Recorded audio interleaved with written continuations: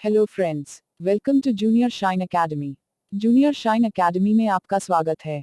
आज का हमारा वीडियो लर्न इंग्लिश पे है और ये दूसरा चैप्टर है। आगे बढ़ने से पहले अगर आपने हमारा चैनल सब्सक्राइब नहीं किया तो जरूर सब्सक्राइब करें और बेल आइकॉन पे क्लिक करें। अगर आपने हमारा फर्स्ट चैप्टर नहीं देखा तो डिस्क्रिप्शन में लिंक दी गई है, पहले वह देख लीजिए। आज हम देखेंगे पार्ट्स ऑफ स्पीच। नाउन यानी संज्ञा, प्रोनाउन यानी सर्वनाम, एडजेक्टिव यानी विशेषण, वर्ब यानी क्रिया, एडवर्ब यानी क्रिया का विशेषण, प्रपोजिशन यानी संबंध सूचक अव्यय या पूर्व विसर्ग, कंजंक्शन यानी संयोजक, इंटरजेक्शन यानी विस्मयादिबोधक। आज के वीडियो में हम नाउन और प्रोनाउन ही देखेंगे, बाकी के पार्ट्स ऑफ स्पीच के प्रकार दूसरे वीडियो में देखेंगे। नाउन और प्रोनाउन समझना बहुत जरूरी है क्योंकि यह वाक्य बनाने में बहुत जरूरी है, इसलिए हमने यहाँ एक एक बात को समझाया है, तो पूरा वीडियो देखें। ये वीडियो आप पूरा देखिए क्योंकि आपकी इंग्लिश कैसे अच्छी हो सकती है उसके टिप्स हम आपको बताते रहेंगे। अब हम देखेंगे नाउन क्या होता है। किसी भी व्यक्ति, वस्तु, स्थान, जानवर, विचार एवं भाव को संज्ञा कहते हैं। उदाहरण, राहुल, इंडिया, मोबाइल, चिल्ड्रन यानी बच्चे, फैमिली या परिवार, हैप्पी मतलब खुश, सैड यानी उदास इत्यादि। जितनी भी वस्तुएं हैं जिसे हम लोग देख या छू सकते सभी को नाउन कहते हैं। साथ ही उन्हें भी जिसे हम लोग देख या छू नहीं सकते सिर्फ महसूस कर सकते हैं, जैसे ईमानदारी, बेईमानी, उदास, अच्छाई, बुद्धिमानी इत्यादि। अब हम देखेंगे संज्ञा यानी नाउन के प्रकार। पहला है प्रॉपर नाउन यानी व्यक्तिवाचक संज्ञा। दूसरा कॉमन नाउन यानी जातिवाचक संज्ञा। तीसरा कलेक्टिव नाउन यानी समूहवाचक संज्ञा। चौथा मटेरियल नाउन यानी द्रव्यवाचक संज्ञा। पांचवा एब्स्ट्रैक्ट नाउन यानी भाववाचक संज्ञा। अब हम देखेंगे प्रॉपर नाउन क्या होता है। प्रॉपर नाउन वह शब्द है जिसमें किसी व्यक्ति, स्थान, शहर, देश, दिन, महीना इत्यादि आता हो। उदाहरण, राहुल लिव्स इन पुणे, यानी राहुल पुणे में रहता है। दूसरा उदाहरण, Delhi is capital of India, Delhi Bharat की राजधानी है। Sunday is my birthday, Sunday मेरा जन्मदिन है। यहाँ राहुल व्यक्ति का नाम है, पुणे और दिल्ली शहर के नाम है, इंडिया देश का नाम है, संडे एक दिन है। अब हम देखेंगे कॉमन नाउन क्या होता है। शब्द जो स्थान, लोगों, चीजों आदि का नाम देते हैं, लेकिन वे वास्तविक नाम नहीं हैं। मतलब कि अगर हमें किसी लड़के का नाम नहीं पता होता तो कैसे बोलते हैं। उदाहरण, boy, girl, cat, dog, pen, river यानी नदी। दूसरा उदाहरण, this boy plays more cricket, यानी ये लड़का बहुत क्रिकेट खेलता है। यहाँ लड़का हुआ कॉमन नाउन क्योंकि यहाँ कोई नाम नहीं लिया बल्कि लड़का कहा है। इस प्रकार का नाउन को कॉमन इसलिए कहा गया है क्योंकि कॉमन का अर्थ होता है सामान्य। अगर मैंने ये कहा होता कि राहुल प्लेस मोर क्रिकेट, तो यहाँ राहुल प्रॉपर नाउन है, लेकिन यहाँ कोई भी कॉमन नाउन नहीं है क्योंकि यहाँ लड़के को नाम से बुलाया है। अब हम देखेंगे कलेक्टिव नाउन क्या होता है। संज्ञा जिससे पूरे समूह का बोध, जैसे कि टीम, वन टीम में कई लोग खेलते हैं तो टीम हुआ कलेक्टिव नाउन। जब हम फैमिली कहते हैं तो फैमिली में सब लोग आ गए जो साथ में रहते हैं, तो फैमिली हुआ कलेक्टिव उदाहरण। दूसरे कलेक्टिव उदाहरण, team, family, committee, army, crowd यानी भीड़। रोड इज फुल्ली क्राउडेड, यानी रोड पे भीड़ है, तो भीड़ हुआ collective noun. The team is wearing blue shirt, मतलब टीम ने ब्लू शर्ट पहनी है। टीम में कई लोग होते हैं इसलिए यहाँ सबके लिए एक ही नाम दिया गया है, टीम, तो टीम है कलेक्टिव नाउन। अब हम देखेंगे मटेरियल नाउन क्या होता है। ये संज्ञा किसी भी पदार्थ का नाम होता है जिसे हम छू सकते हैं या देख सकते हैं, जैसे कि मिल्क यानी दूध, गोल्ड यानी सोना, राइस यानी चावल, ऑयल यानी तेल, सिल्वर यानी चांदी, शुगर यानी चीनी। इसे हम उदाहरण से समझेंगे। Window is made of glass, मतलब खिड़की ग्लास की बनी हुई है, तो यहाँ ग्लास हुआ मटेरियल नाउन क्योंकि ग्लास को आप छू और देख सकते हो। विंडो यानी खिड़की हुई कॉमन नाउन। दूसरा उदाहरण लेते हैं, वी ईट राइस, मतलब हम चावल खाते हैं, तो राइस हुआ मटेरियल नाउन। अब हम देखेंगे एब्स्ट्रैक्ट नाउन क्या होता है। संज्ञा जो गुण, दशा और कार्यकलाप को दर्शाता है। जैसे कि गुडनेस यानी अच्छाई, डार्कनेस यानी अंधेरापन, पॉवर्टी यानी गरीबी, लव यानी प्यार, फ्रेंडशिप यानी दोस्ती, ब्यूटी यानी सुंदरता, ऑनेस्ट यानी ईमानदार। यहाँ आप देख सकते हो कि हम गिन नहीं सकते कितनी अच्छाई है, कितना अंधेरा है, गरीबी कितनी है या फिर प्यार कितना है। इसे हम उदाहरण से समझते हैं। द गर्ल इज हैप्पी, मतलब लड़की खुश है। कितनी खुश है वह हम बता नहीं सकते, तो हैप्पी हुआ एब्स्ट्रैक्ट नाउन। दूसरा वाक्य देखते हैं। He worked with full of dedication, मतलब उसने बहुत निष्ठा से काम किया। यहाँ हम निष्ठा यानी डेडिकेशन को गिन नहीं सकते, तो डेडिकेशन हुआ एब्स्ट्रैक्ट नाउन। किसी भी ऐसे भाव, गुण या दशा को हम सिर्फ महसूस कर सकते हैं, लेकिन उससे माप नहीं सकते, उसे एब्स्ट्रैक्ट नाउन कहते हैं। अब तक हमने देखा नाउन क्या होता है और नाउन के प्रकार। अब हम देखेंगे प्रोनाउन यानी सर्वनाम क्या होता है। सर्वनाम का प्रयोग संज्ञा यानी नाउन की जगह पर किया जाता है। इसे हम उदाहरण से समझेंगे। Rahul is a good boy, Rahul pledge good cricket, Rahul is intelligent, मतलब राहुल अच्छा लड़का है, राहुल क्रिकेट अच्छा खेलता है, राहुल होशियार भी है। यहाँ हम देख सकते हैं 3 बार हमने राहुल शब्द का उपयोग किया है, जो गलत है। जब पहली बार राहुल बोला है तो हम बार बार राहुल नहीं बोलेंगे। राहुल की जगह हम ही लिखेंगे। हमारा नया वाक्य होगा, Rahul is a good boy, he plays good cricket, he is intelligent. 8 प्रकार के सर्वनाम होते हैं। पहला है पर्सनल प्रोनाउन यानी व्यक्तिवाचक सर्वनाम। दूसरा है पोजेसिव प्रोनाउन यानी स्वित्वबोधक सर्वनाम। तीसरा है रिफ्लेक्सिव प्रोनाउन यानी निजवाचक सर्वनाम। चौथा रिलेटिव प्रोनाउन यानी संबंधवाचक सर्वनाम। पांचवा डिमॉन्स्ट्रेटिव प्रोनाउन यानी निश्चयवाचक सर्वनाम। छठा इंडेफिनिट प्रोनाउन यानी अनिश्चयवाचक सर्वनाम। सातवां इंटरोगेटिव प्रोनाउन यानी प्रश्नवाचक सर्वनाम। आठवां डिस्ट्रीब्यूटिव प्रोनाउन यानी वितरणवाचक सर्वनाम। अब हम आते हैं पर्सनल प्रोनाउन यानी व्यक्तिवाचक सर्वनाम। शब्द जैसे आई, मी, ही, शी, इट, दे आदि सीधे व्यक्ति या वस्तु को दर्शाता है, उसे व्यक्तिवाचक सर्वनाम कहते हैं। 3 प्रकार के व्यक्तिवाचक सर्वनाम होते हैं। पहला है फर्स्ट पर्सन यानी प्रथम पुरुष। दूसरा है सेकंड पर्सन यानी मध्यम पुरुष। तीसरा है थर्ड पर्सन यानी अन्य पुरुष। इसे हम विस्तार में देखेंगे। यहाँ हम देखेंगे फर्स्ट पर्सन क्या होता है। आई और वी को पर्सनल प्रोनाउंस कहा गया है। इस समूह में स्वयं बात करने वाले को प्रथम पुरुष कहते हैं। इसे हम उदाहरण से समझते हैं। आई एम अ गर्ल, मतलब मैं लड़की हूँ। यहाँ आई हुआ personal pronoun. We are studying, मतलब हम पढ़ाई कर रहे हैं। यहाँ वी हुआ पर्सनल प्रोनाउन। यहाँ हम देखेंगे सेकंड पर्सन क्या होता है। इस समूह में जिसके बारे में बात की जाए उसे मध्यम पुरुष कहते हैं। इसे हम उदाहरण से समझेंगे। यू आर ब्यूटिफुल, मतलब तुम खूबसूरत हो।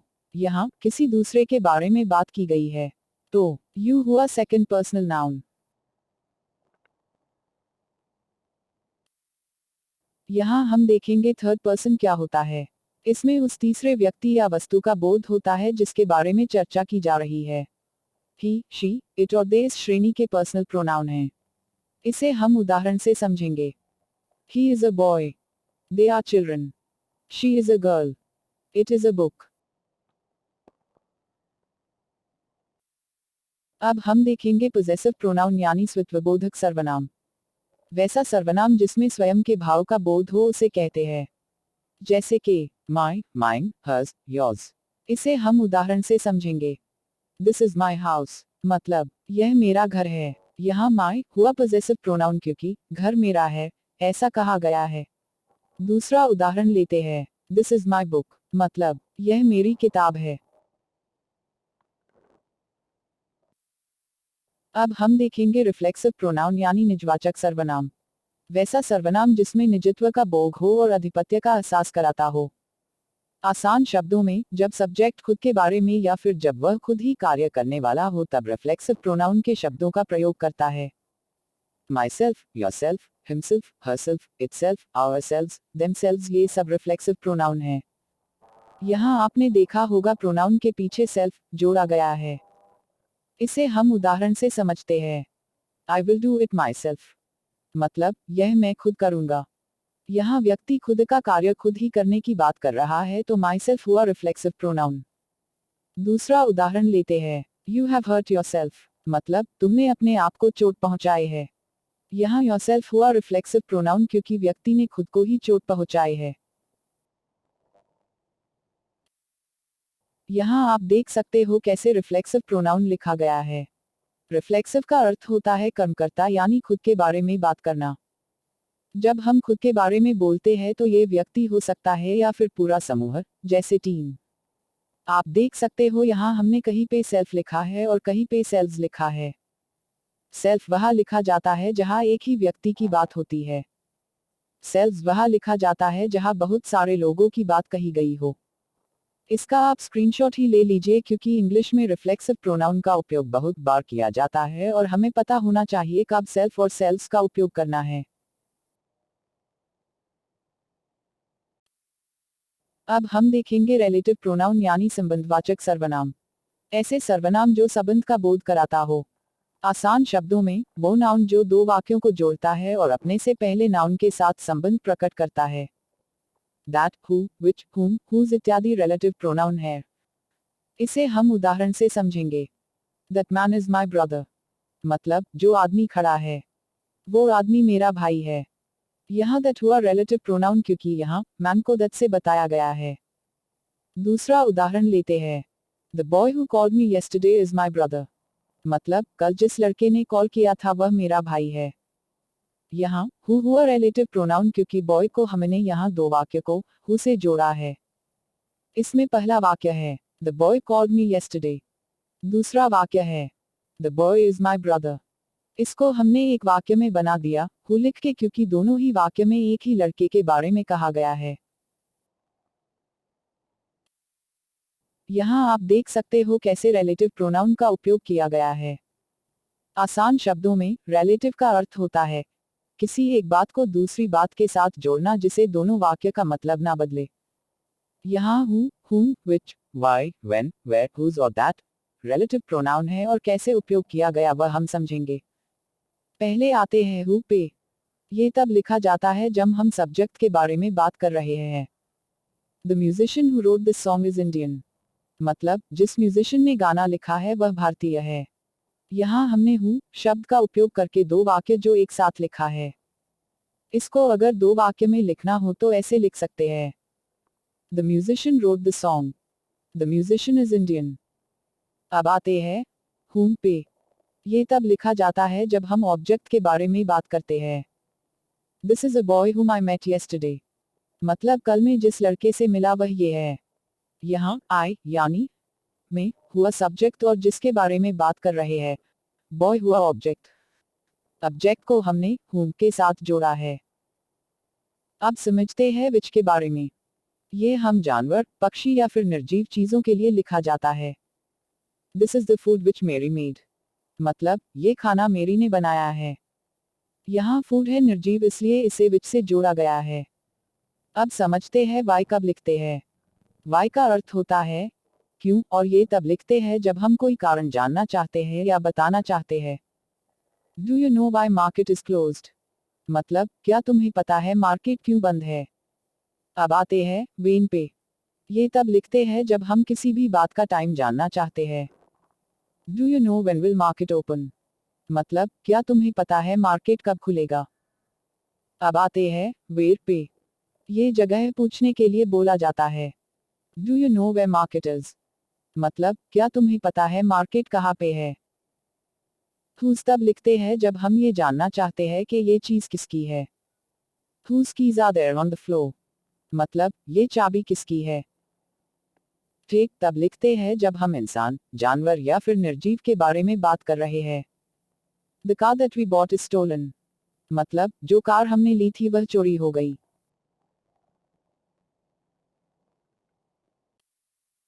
अब हम समझते हैं डिमॉन्स्ट्रेटिव यानी निश्चयवाचक प्रोनाउन। जब हम this या फिर that बोलते हैं तो वह डिमॉन्स्ट्रेटिव प्रोनाउन है। आसान शब्दों में जब हम किसी चीज को पॉइंट आउट करते हैं या उसके बारे में बोलते हैं तो वह डिमॉन्स्ट्रेटिव प्रोनाउन है। इसे उदाहरण से समझते हैं। That man is my brother. मतलब जो आदमी खड़ा है वो आदमी मेरा भाई है. This is my book. मतलब यह मेरी किताब है. Words which do not refer any particular person or object. वैसे सर्वनाम जो अनिश्चय की स्थिति का बोध कराता है. Any यानी कोई, some यानी कुछ, शब्दों को indefinite pronoun कहा गया है. इसे हम उदाहरण से समझते हैं. I need some money. मतलब मुझे कुछ पैसे चाहिए. I didn't do anything wrong. मतलब मैंने कुछ गलत नहीं किया. यहाँ आप देख सकते हो कौन से इंडेफिनिट प्रोनाउन शब्द है. यहाँ सिंगुलर वह शब्द है जो एक व्यक्ति या वस्तु के बारे में कहा गया है. प्लूरल उनके लिए लिखा जाता है जब एक से ज्यादा व्यक्ति या वस्तु के बारे में कहा गया है.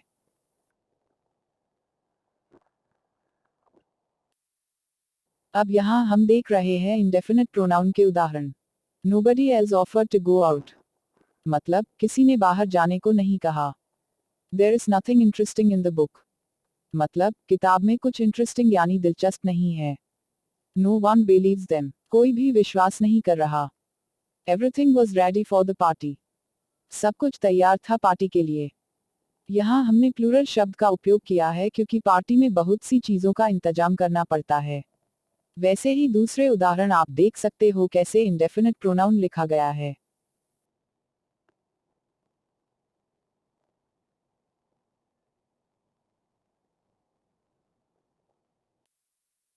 अब हम देखेंगे इंटरोगेटिव यानी प्रश्नवाचक प्रोनाउन क्या है. आपको पढ़ के ही समझ आ गया होगा कि ये प्रोनाउन सवाल पूछने के लिए बोला या लिखा जाता है. Who, which, where, what, when ये सब सवाल पूछने के लिए काम आता है. इसे हम उदाहरण से समझेंगे. Who are you? मतलब आप कौन हैं. Where are you? मतलब आप कहाँ हैं. What are you doing? मतलब आप क्या कर रहे हैं. When will you study? मतलब कब पढ़ाई करोगे. अब हम देखेंगे डिस्ट्रीब्यूटिव यानी वितरणवाचक प्रोनाउन क्या है. सर्वनाम जो एक समय में एक व्यक्ति या वस्तु का बोध कराता है. Either मतलब या तो. Neither मतलब न तो. Each मतलब प्रत्येक. Examples. Either of you can go. मतलब तुम्हें से कोई भी जा सकता है. None of the newspapers is in English. मतलब कोई भी न्यूज़पेपर इंग्लिश नहीं है. Each of them was a player. मतलब इनमें प्रत्येक प्लेयर है. आपको ये वीडियो कैसा लगा हमें कमेंट्स में बताएं. कमेंट्स में आप नाउन और प्रोनाउन का उपयोग करके वाक्य बनाइए और कौन से नाउन या प्रोनाउन उपयोग किया है वह भी लिखिए. हम आपको बताएंगे कि वह सही है या गलत. ऐसे आप अपनी इंग्लिश और अच्छी कर सकते हो. आप हमारे व्हाट्सएप ग्रुप में भी ज्वाइन हो सकते हो जिसकी लिंक डिस्क्रिप्शन में दी गई है. ये वीडियो आपको अच्छा लगा हो तो लाइक कीजिए और शेयर कीजिए. Thank you.